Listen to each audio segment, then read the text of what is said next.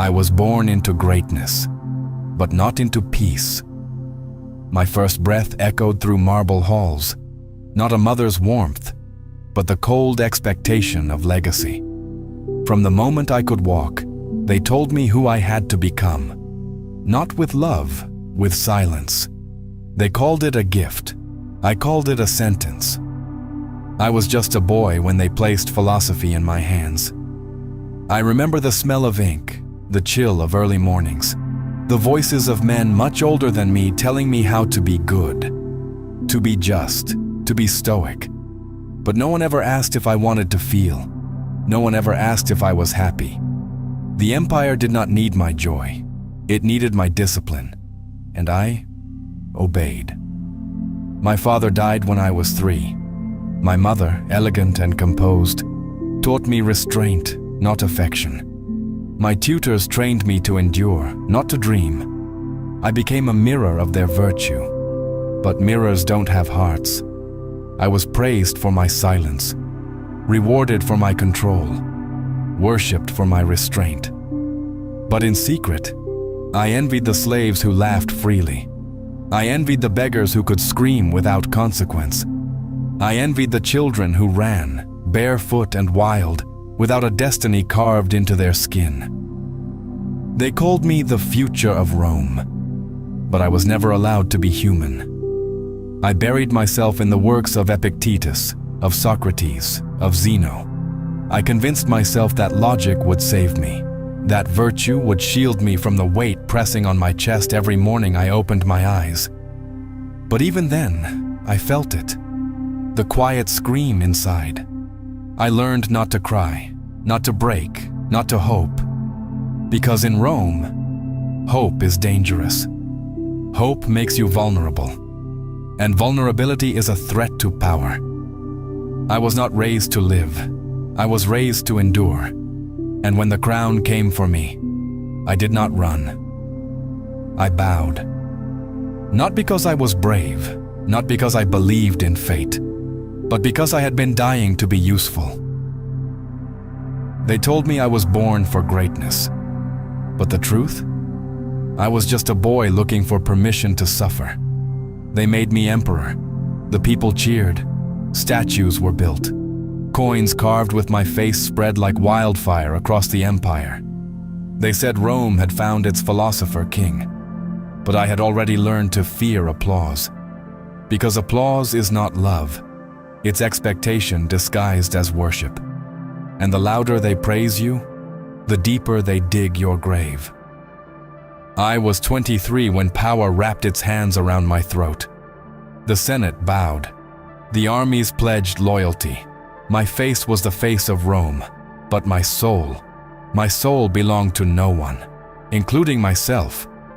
I ruled beside Lucius Verus at first, a shared burden, they said. But sharing power is a myth. I watched as he indulged in everything I denied myself. Pleasure, ease, abandonment. And when he died, Rome looked to me alone. That's when the weight became unbearable. My days were filled with decisions that would cost thousands of lives. My nights with the haunting silence of knowing there is no such thing as a right choice. I would write in the dark, whispering thoughts to myself, not to the world. My journal was not for history. It was for survival. People called me wise, just divine. But they never saw my hands shake. They didn't see the bodies piling at the borders. They didn't hear the cries of the plague victims as the Antonine sickness consumed the empire from within. They called me strong, but I was disintegrating. I smiled before crowds while burying my own children. I passed laws in the morning, then wept in silence at night, staring at empty cradles. They think power is a gift. They don't know it's a mask soaked in poison. You wear it long enough, you forget the shape of your real face. I tried to hold the empire together with reason, discipline, and duty. But every victory came at a price. A piece of my soul, torn off and offered to the gods of control.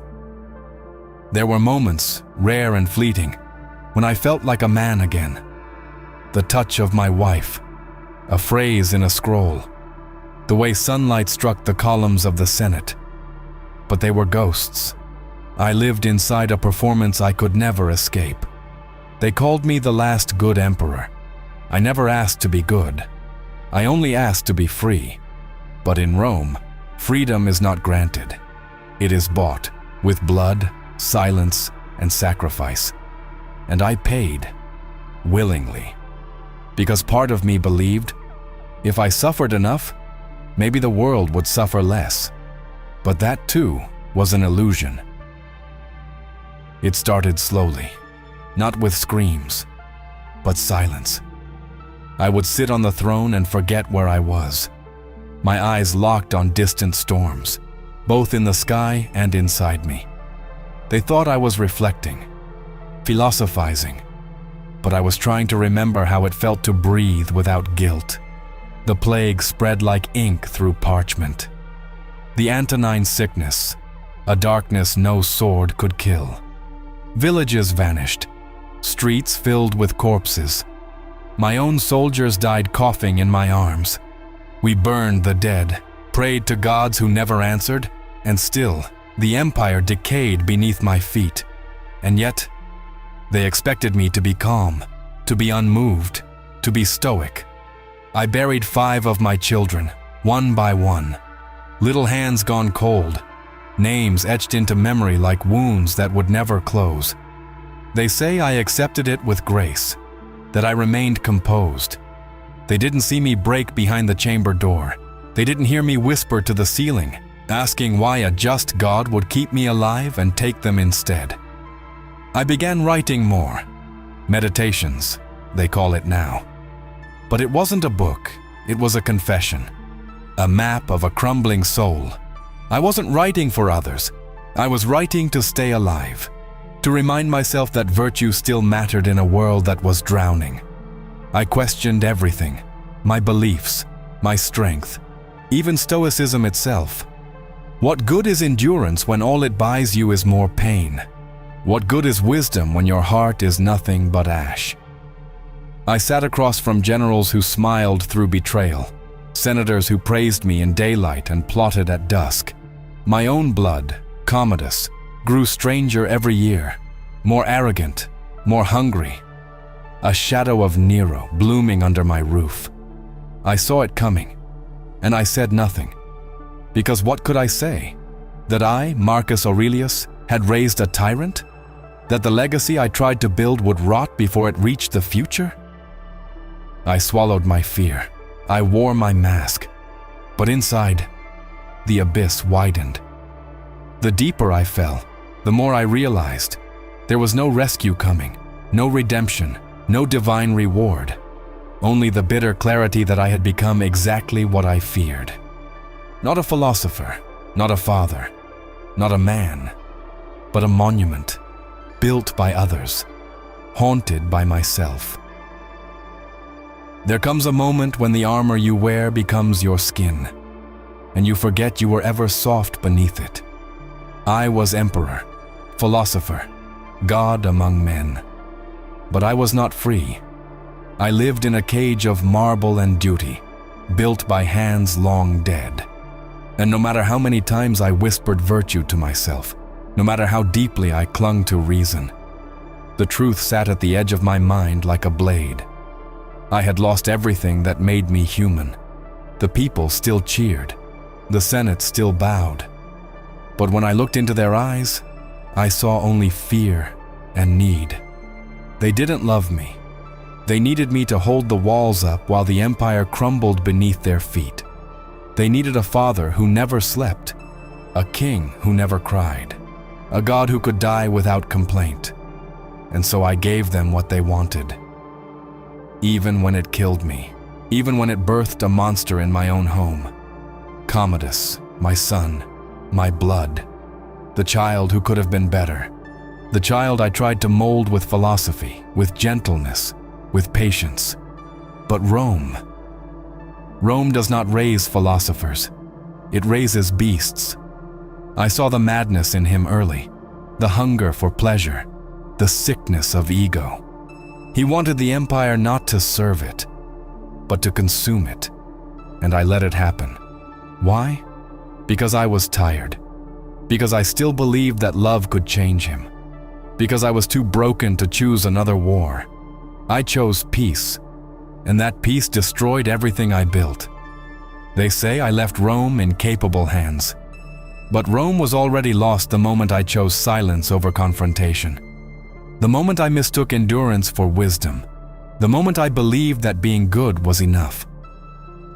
I spent my final days among scribes and shadows, my body failing, my mind unraveling, writing until my fingers bled, hoping that somewhere in my words I had preserved a fragment of truth, something worth saving.